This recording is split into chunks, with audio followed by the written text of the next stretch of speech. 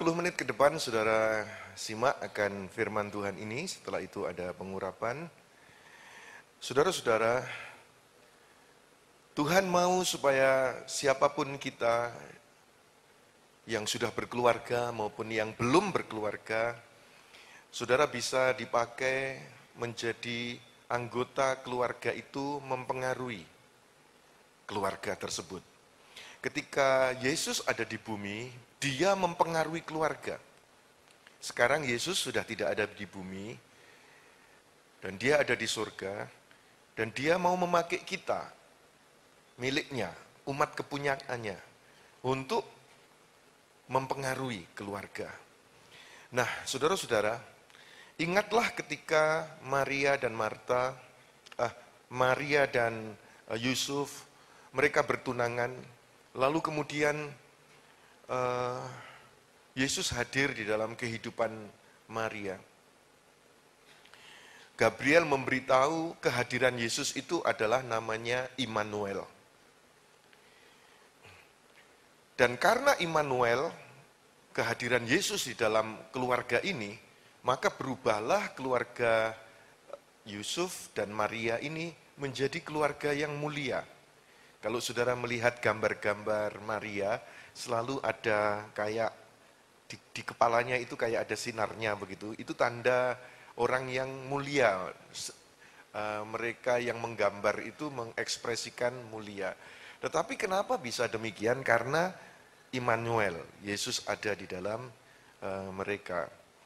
Nah, saya pernah menyampaikan kepada saudara beda antara Immanuel dengan Ikabod.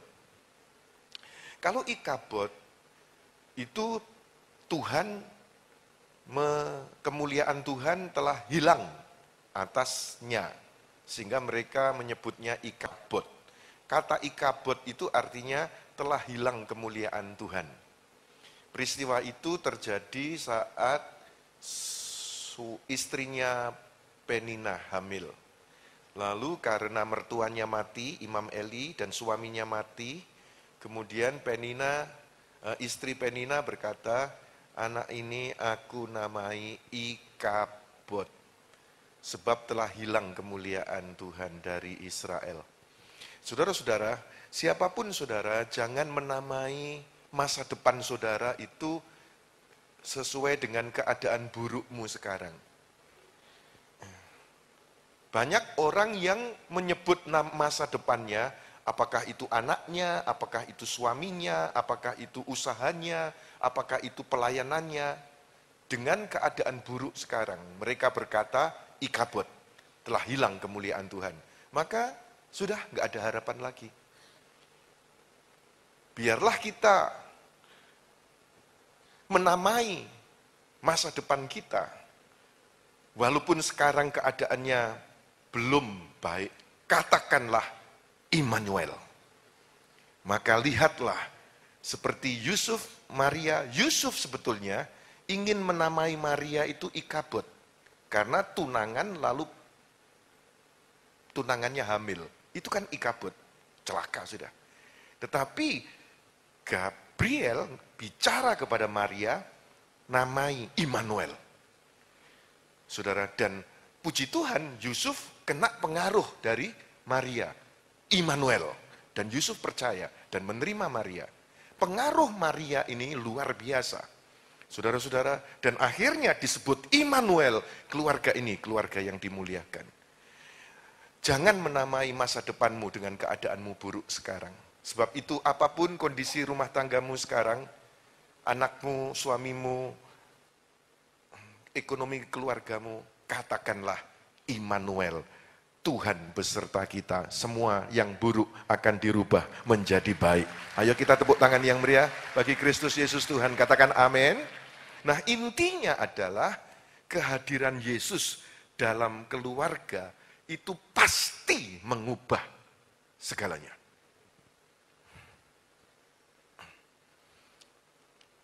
Banyak keluarga yang menunjukkan kepada orang kehadiran Yesus dalam keluarga melalui rumah yang ada salibnya. Atau diri yang ada keluarga melalui kalung yang ada salibnya. itu baik saja. Tetapi yang paling utama adalah memang His presence, kehadirannya itu, saudara. Bukan semata kalung atau semata tanda salib, bukan itu, walaupun itu tidak salah. Tetapi yang terpenting adalah kehadirannya. Kehadiran Yesus di dalam diri Maria, akhirnya Maria dimuliakan. Padahal siapa Maria? Orang yang sederhana, remaja yang sederhana, yang tidak jelas asal-usulnya. Tapi begitu Yesus hadir, dia menjadi mulia. Perhatikan juga ketika ada perjamuan kawin di Kana, Yesus hadir di sana, maka kemudian berubah kekurangan air anggur menjadi sukacita dan kebahagiaan pesta.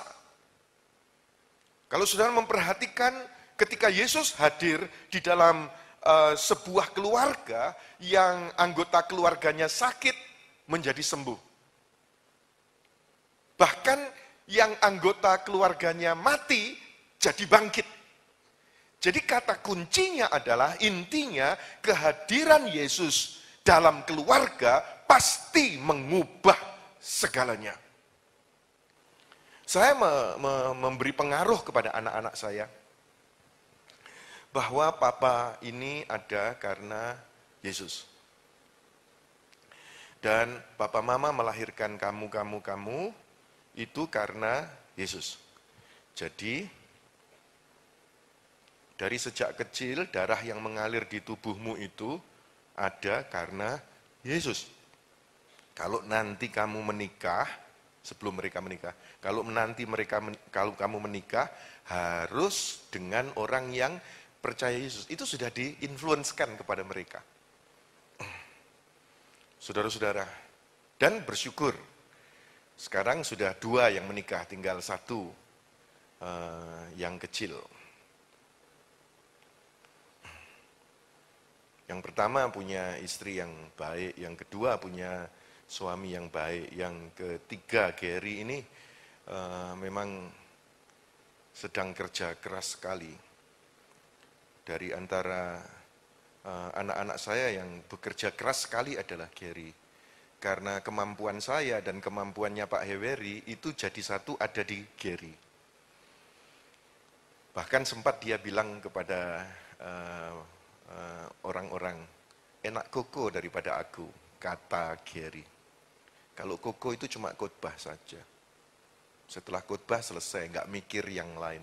Tetapi kalau aku disuruh khotbah ya, disuruh ngantor ya, disuruh urusan bank ya, disuruh manajemen SDM ya, semuanya dipegang sama dia. Beberapa 2-3 hari kemarin Bu Hana ngomong cerita tentang Gary. Ini yang ngantor kok cuma Gary ya? Yang lain kok enggak pada ngantor ya? Saya bilang sama Bu Hana, kan aku sudah mau pensiun, jadi ya biarkanlah Gary yang ngantor, saudara. Jadi kami ini dan mereka anak-anak ini satu dengan yang lain sama-sama rukun. Tadi saya baru bicara sama Pak Heweri di depan. Billy dengan Sandra itu ngeklik sekali. Jadi kalau ada apa-apa itu selalu komunikasinya itu dengan Sandra gitu. Memang dari dulu 3 anak ini, saudara, di dalam keluarga saya, itu pemimpinnya itu kayak Sandra. Jadi Sandra bantui kokonya, Sandra bantui adiknya. Sampai sekarang, saudara. Jadi saya bersyukur punya anak-anak yang sedemikian rukun dan mereka taat kepada orang tua. Tetapi itu bukan semudah membalik tangan. Dari kecil sudah di-influence kepada mereka akan kehadiran Yesus. Saudara ingat kalimat saya ketika mereka masih bayi di box, Billy belongs to Jesus, Sandra belong to Jesus, Gary belong to Jesus. Sudah saya tumpangi tangan, Billy milik Yesus, Sandra milik Yesus, Gary milik Yesus. Sudah diinfluenskan kepada mereka. Sekarang puji Tuhan. Dan saya dengan Bu Hana, dengan anak-anak, dengan cucu-cucu, saya bisa bersaksi bahwa ini semua ada karena kasih karunia. Dan saya ingin supaya yang baik dari Tuhan Yesus, yang Tuhan sudah berikan kepada kami, itu saudara juga mengalami di dalam keluarga. Saya sangat percaya kebaikan Tuhan atas kami juga berlaku, kebaikan Tuhan atas semua yang beribadah di gereja ini. Ayo kita tepuk tangan meriah bagi Tuhan kita. Nah, Tuhan berjanji, Dia berjanji untuk memberi tanah perjanjian kepada Abraham ketika itu. Kepada Musa maksud saya. Kepada Musa. Keluar dari Mesir menuju ke tanah perjanjian. Memberi tanah perjanjian, promised land. Nah, ketika memberi janji tanah perjanjian ini, Musa disuruh Tuhan panggil 12 suku, setiap suku satu orang. Akhirnya muncul 12 orang. Disuruh mengintai negeri perjanjian itu, diintai. 1 hari, 10 hari, 20 hari, 30 hari, 40 hari. Setelah itu diintai, pulanglah mereka 12-12-nya. Ketemu dengan Musa. Dan juga didengar oleh orang Israel. Mereka melaporkan laporan yang sama. Negeri itu berlimpah-limpah susu dan madunya. Wah, semuanya ada di sana. Kompak 12 orang. Tetapi kemudian yang 10 berkata, di sana orangnya tinggi-tinggi besar, orang enak raksasa. Kita tidak mungkin masuk ke sana. Tetapi yang 2, Kaleb dan Yosua berkata, oh tidak, Tuhan yang memberi janji tanah Kanaan, tanah perjanjian, Tuhan pasti akan membuat kita mampu mendudukinya. 10 dibanding 2. Nah, 10 ini ketika mengucapkan kata-kata negatif, itu memberi influence kepada keluarga-keluarga di Israel. Akhirnya mereka berkata, sudah kita balik saja ke Mesir, karena ada orang yang memberi influence negatif. Tetapi 2 orang ini, saudara, memberi influence yang positif. Enggak, kita pasti masuk ke sana. Saudara-saudara, dan apa yang terjadi? 10 orang yang tidak percaya Tuhan, tidak ada yang masuk ke negeri itu. Yang 2 ini, Kaleb dan Yosua, sampailah mereka ke sana. Kenapa saya sampaikan ini kepada saudara? Supaya kalau saudara adalah anggota di dalam sebuah keluarga, mungkin mayoritas berkata negatif, muncullah sebagai orang yang memberi influence positif. Setuju, katakan amin. Memang Tuhan tidak berjanji bahwa memberi tanah perjanjian, di tengah jalan tidak ada persoalan. Tuhan tidak berjanji itu.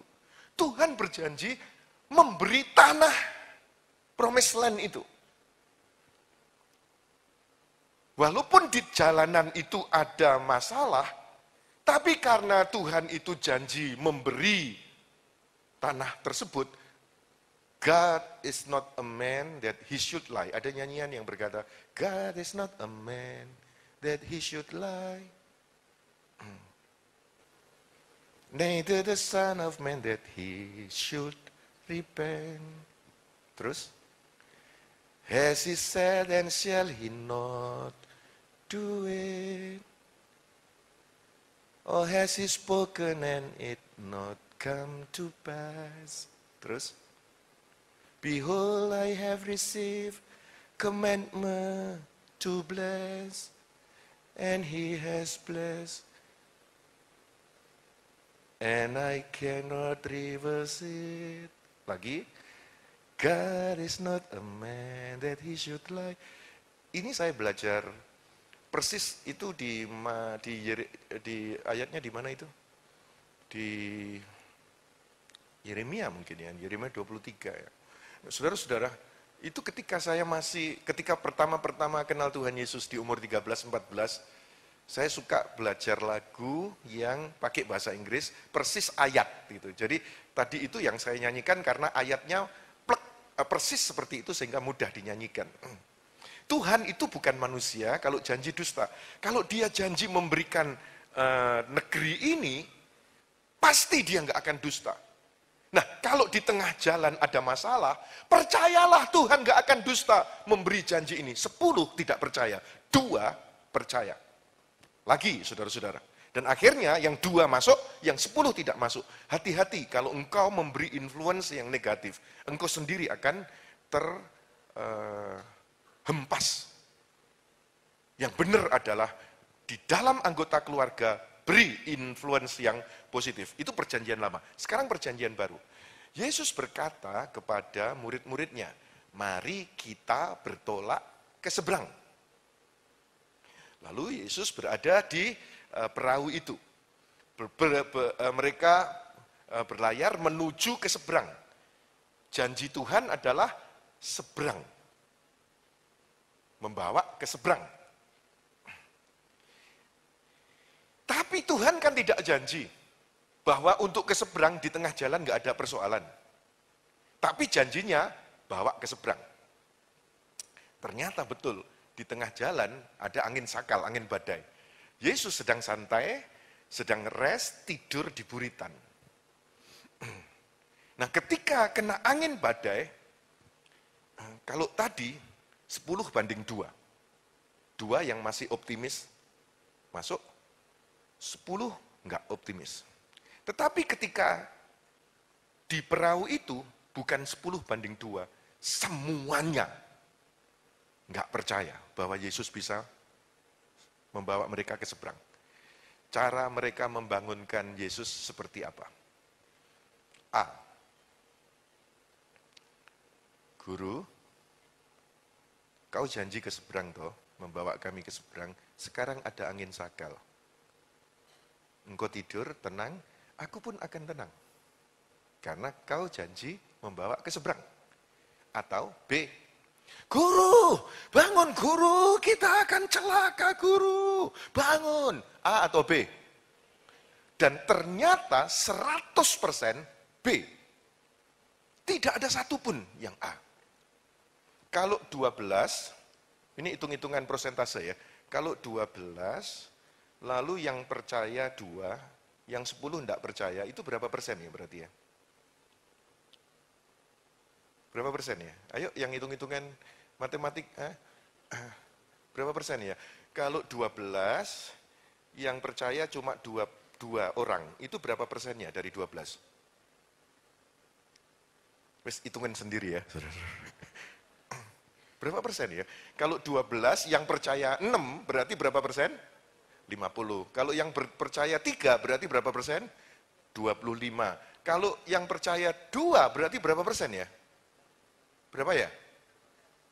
Hah? 17? 15? Ya 15, 16 lah. Cuma 16%, saudara. Tapi lumayan, ada 16% yang percaya, memberi influence yang positif. Yang di perjanjian baru, saudara-saudara, entah berapa murid itu, anggaplah muridnya 11 murid atau berapa, saudara, 0% yang percaya. Lalu Yesus bangun, lalu menegur mereka, kenapa engkau tidak percaya, di manakah imanmu? Maksudnya gini, aku kan janji bahwa membawamu ke seberang, kok kamu nggak percaya sih? Akhirnya dia mengangkat tangan, teduhlah angin tersebut, dan sampai ke seberang. Saya mau beritahu kepada saudara semua jemaat YHS yang ikut pengurapan Influencing the Family. Tuhan janji, masa depan keluargamu itu baik, sampai kepada pelabuhan damai sejahtera. Kalau di tengah jalan ada masalah, ada kesulitan, percayalah, engkau tidak ditentukan mati di tangan raksasa, atau berhenti di tengah danau. Engkau pasti sampai ke negeri perjanjian, engkau pasti sampai ke seberang. Ayo kita percaya, katakan amin. Tepuk tangan yang meriah bagi Kristus Yesus Tuhan kita. Katakan amin. Nah sekarang saudara, kalau ketika engkau punya anak-anak, lalu anak-anak sakit, tenang saja. Saudara, percaya Tuhan. Atau suami mungkin tidak baik, percaya Tuhan. Atau istri mungkin mengalami persoalan ini itu, percaya Tuhan. Dia pasti membawa kita ke negeri perjanjian. Dan dia akan membawa kita sampai ke seberang. Sekalipun aku berjalan di dalam lembah kekelaman, aku tidak takut bahaya. Karena Tuhan, Immanuel, menyertaiku. Sebab engkau cuma berjalan, melewati lembah. Bukan untuk stay di lembah. Cuma melewati lembah. Dan ujung daripada perjalananmu itu, aku akan diam dalam rumah Tuhan sepanjang masa. Aku akan makan di hadapan para lawanku.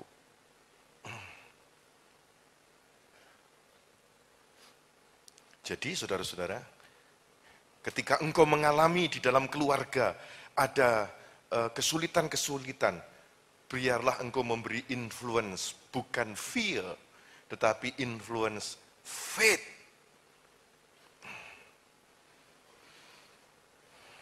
Ada seorang ibu yang luar biasa di 2 Timotius 1 ayat 5 dikatakan begini. Sebab aku teringat akan imanmu yang tulus ikhlas. Kata Paulus kepada Timotius. Yaitu iman yang pertama-tama hidup di dalam nenekmu Lois dan di dalam ibumu Eunike. Dan yang aku yakin hidup juga di dalam dirimu. Jadi seorang nenek yang punya pengaruh, memberi influence kepada keluarganya dengan influence imannya kepada Eunike. Dan Eunike memberi pengaruh kepada anaknya, Timotius. Saudara, dan Timotius ini luar biasa. Kalau saudara adalah nenek, biarlah dengan imanmu engkau mempengaruhi cucu-cucumu. Kalau engkau adalah seorang ibu, dengan imanmu engkau mempengaruhi anak-anakmu. Dan kalau engkau seorang anak, biarlah dengan imanmu engkau mempengaruhi semua anggota keluarga di sana. Yang saya lakukan ketika saya sebagai seorang anak, sementara keluarga dari Konghucu menyembah berhala, memberi makan orang mati, pergi membawa ke Gunung Kawi, selalu berhubungan dengan kubur, dan saya ditangkap Tuhan duluan. Sebagai anak, saya memberi influence ke atas, nggak mungkin lah. Maka saya memberi influence ke bawah dulu, kepada 2 adik saya. Saudara, akhirnya kepada mama papa, akhirnya kepada kakak. Saudara, sehingga semuanya akhirnya dipengaruhi untuk punya iman kepada Kristus Yesus. Dan, saudara, keadaan jauh lebih baik dari sebelumnya. Sebelum memiliki Immanuel, Yesus hadir dalam kehidupan kami, dengan sebelum dengan sesudahnya, itu beda, sangat luar biasa beda. Sebab itu saudara, beri pengaruh yang baik. Ayat 6 dikatakan apa? Karena itulah kuperingatkan engkau untuk mengobarkan karunia Elohim yang ada padamu oleh penumpangan tanganku atasmu. Nanti saudara ada pengurapan untuk mengobarkan influence saudara. Karunia yang Tuhan berikan, karunia iman, influenskan kepada anggota keluarga. Saudara, keberanian, bukan ketakutan. Positif, bukan pesimis, optimis. Positif, bukan negatif. Optimis, bukan pesimis. Punya percaya diri, bukan minder. Kobarkan, saudara, melalui penumpangan tangan pada malam hari ini. Saya akan mengurapi semua pelayan-pelayan yang sudah ditentukan untuk membawa minyak urapan kepada saudara, dan terimalah dengan penumpangan tangan ini, kau kobarkan. Nah, saudara-saudara, seorang ibu, ada kata-kata bijak yang bagus, coba dilihatkan. The influence of a mother in the lives of her children is beyond calculation. Pengaruh seorang ibu di dalam kehidupan anak-anaknya itu di atas kalkulasi, di atas yang diprediksi, di atas yang diperkirakan. Jadi saudara-saudara, kalau engkau ibu memberi pengaruh iman kepada anakmu, itu di luar dugaan, saudara. ternyata pengaruhnya besar sekali. Tetapi sebaliknya, kalau ibu memberi pengaruh yang negatif kepada anaknya, saudara, akibatnya itu di atas kalkulasi. Negatifnya luar biasa besar. Dan ketika saudara memberi pengaruh, coba berikutnya. Having influence is not about elevating self, but about lifting others. Jadi ketika saudara memberi pengaruh, itu bukan tentang saudara mengangkat dirimu, bukan. Tetapi ketika engkau memberi pengaruh, itu tentang mengangkat orang lain. Misalnya saudara memberi pengaruh iman, toh, bukan engkau mengangkat dirimu. Aku ini loh punya iman lebih, aku mempengaruhi kami, bukan. Saudara, tetapi ketika saudara memberi pengaruh, itu saudara mengangkat dia. Ketika saya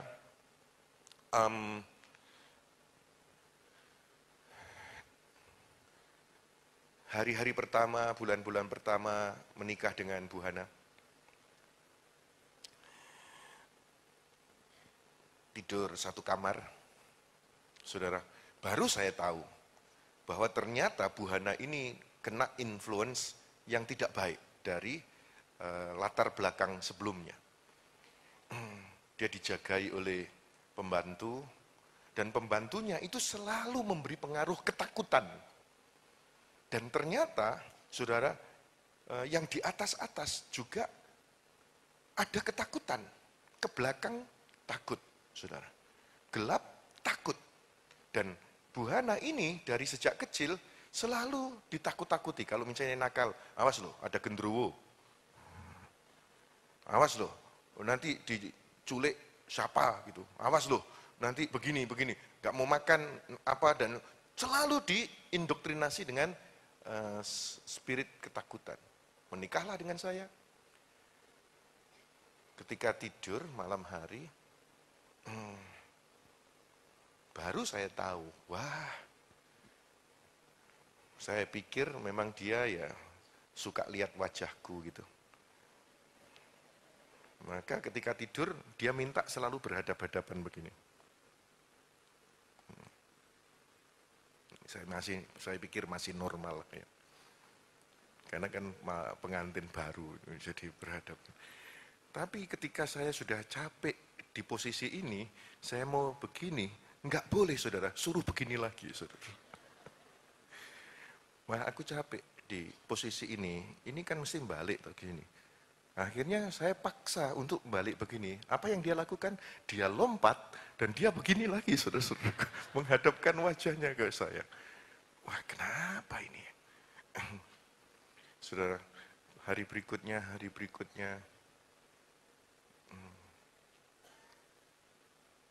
Waktu itu, ketika menikah itu, tidak punya kamar mandi di dalam kamar. Kamar mandi di luar kamar. Mau kencing, itu dia minta antar. Padahal aku sudah enak-enaknya tidur, bangun. Apa? Antar kencing. Ayolah, kencing sendiri. Ngancamlah dia. Kalau kamu tidak mau nganter, aku ngompol di sini. Jangan diomong lo ya, saudara. Aku ngompol di sini. Ya sudah, saudara, akhirnya ya diantar, saudara. Diantar. Balik dari belakang, saudara tidur lagi, posisinya kan gini, saya capek toh. Hadap sini, dia nggak kekurangan akal. Dia menghadap sana asal punggungnya nempel. Jadi harus berasa ada orang gitu. Jadi ditempelkan, saudara. Wah, akhirnya begitu kena suami saya brainstorming. Saya ceritakan ini. Setan itu bukan takut kita takut setan. Setan yang harusnya takut kita. Saya berikan, nah sekarang saudara berubahlah dia karena influence keberanian, percaya diri, influence yang positif, tidur sendirian di rumah yang luas, saudara nggak takut.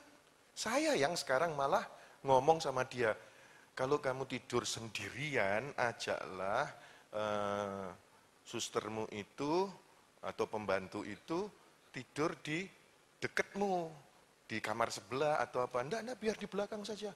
Saudara, jadi kan saya suka keliling tuh, seperti sekarang ini kan dia tidur sendiri di tempat yang besar, tidur sendiri.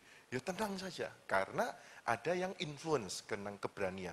Ini hal yang sepertinya sepele. Tetapi saudara, bagaimana dia bisa masuk di dalam ketakutan karena pengaruh. Nah bayangkan kalau hal lain negatif, semua ditanggapi dengan negatif. Misalnya saudara punya anggota keluarga yang selalu mempengaruhi negatif. Sehingga anak atau siapa belum apa-apa sudah, nggak bisa deh. Nggak mungkin dah. Nggak mungkin, mustahil. Kita bukan orang kayak gitu. Saudara, sayang sekali gitu. Sebab itu, di Ulangan pasal 11 ayat 19 dikatakan begini. Kamu harus mengajarkannya kepada anak-anakmu dengan membicarakannya apabila engkau duduk di rumahmu. Dan apabila engkau sedang dalam perjalanan, apabila engkau berbaring, dan apabila engkau bangun. Kalau di gambar itu yang ada enggak? Bisa dilihatkan di PowerPoint-nya yang lain. Ulangan pasal 11 ayat 19 dikatakan apa?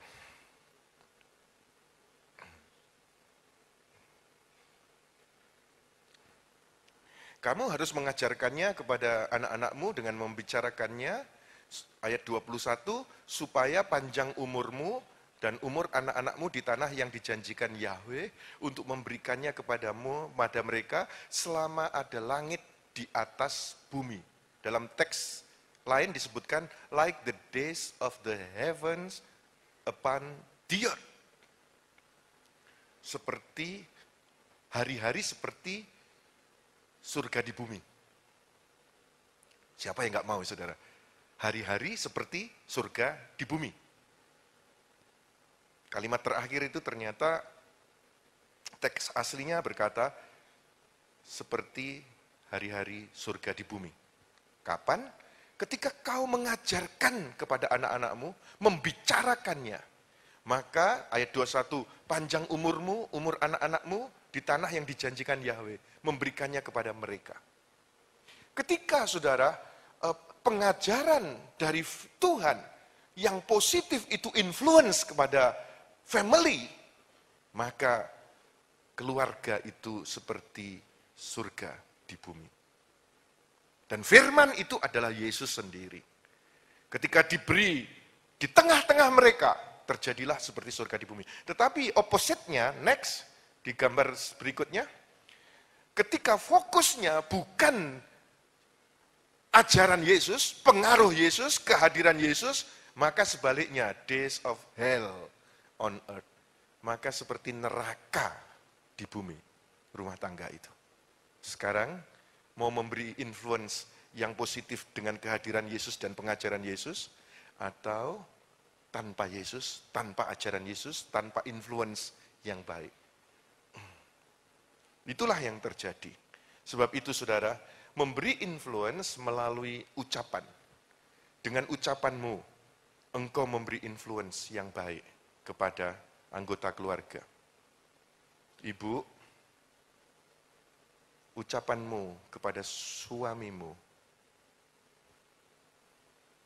itu akan mempengaruhi anak perempuanmu kepada suaminya kelak.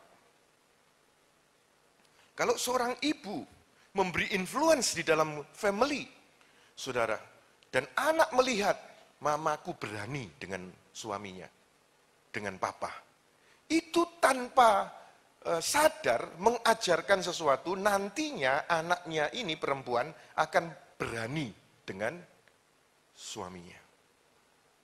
Dan belum tentu suami yang dia miliki kelak itu memble seperti ayahnya. Kalau sama-sama memble seperti ayahnya, maka enggak persoalan. Tapi kalau suaminya kelak seperti saya, saudara, enggak bisa ditundukkan oleh wanita. tidak bisa dikalahkan dengan buhana. Persoalan, saudara. Sebab itu, kalau saudara mau memberi influence kehadiran Yesus di dalam keluarga, itu struktur yang Tuhan ajarkan. Yesus kepala, setelah itu suami, setelah itu istri. Jangan dibalik. Istri di atas, suami, lalu baru anak-anak. Kalau strukturnya tidak sesuai ajaran Yesus, seperti neraka di bumi. Tapi kalau strukturnya seperti ajaran Yesus, seperti surga di bumi, di dalam rumah tangga itu. Percaya, katakan amin. Tepuk tangan yang meriah bagi Kristus Yesus Tuhan. Tetapi untuk mencapai ke sana, saudara-saudara, bukannya tidak ada tantangan, ada kesulitan, ada orang enak yang harus diatasi, ada masalah, ada badai. Tetapi percayalah, Tuhan bukan manusia kalau janji dusta, membawa ke negeri perjanjian, membawa ke seberang, pasti akan digenapi. Walaupun di tengah jalan ada tantangan. Mengerti, katakan amin? Itu adalah ucapan atau sikap, saudara. Banyak di dalam keluarga, kemudian sikap seorang suami meremehkan istrinya. Tanpa sadar, dilihat oleh anak-anaknya. Maka kemudian kelak anak-anaknya akan membangun rumah tangga, menyepelekan akan pasangannya, gara-gara influence dari ayahnya.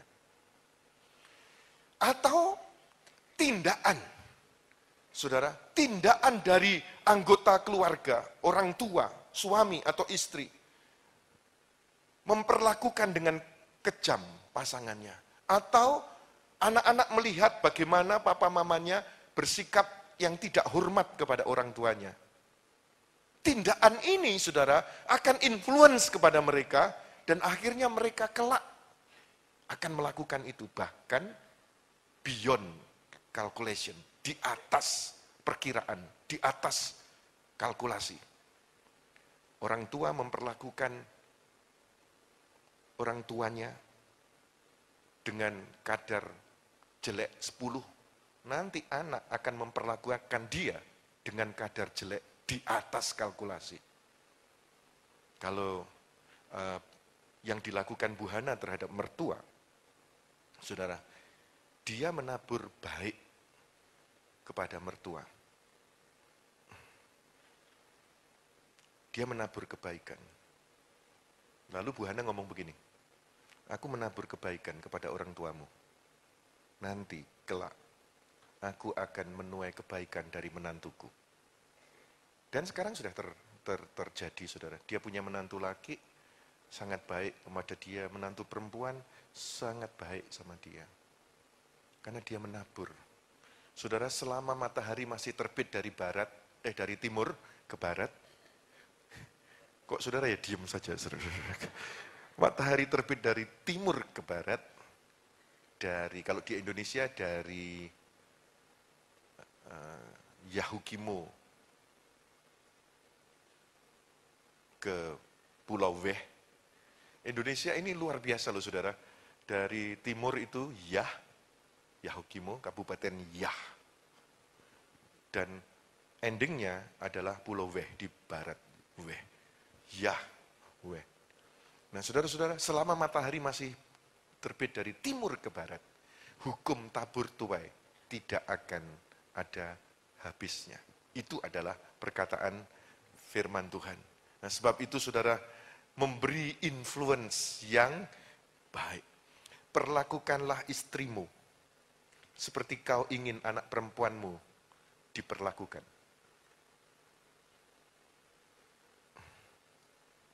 Kepada para suami, perlakukanlah istrimu seperti kau ingin anak perempuanmu diperlakukan. Kepada para istri, perlakukanlah suamimu seperti kau ingin anak lakimu diperlakukan. Ini influence. Ayat terakhir, 2 Samuel pasal 7 ayat 29 dikatakan begini, kiranya engkau sekarang berkenan memberkati keluarga hambamu ini, supaya tetap ada di hadapanmu untuk selama-lamanya. Sebab ya Tuhan Yahweh, engkau sendirilah yang berfirman, dan oleh karena berkat-Mu, keluarga hambamu ini diberkati untuk sementara.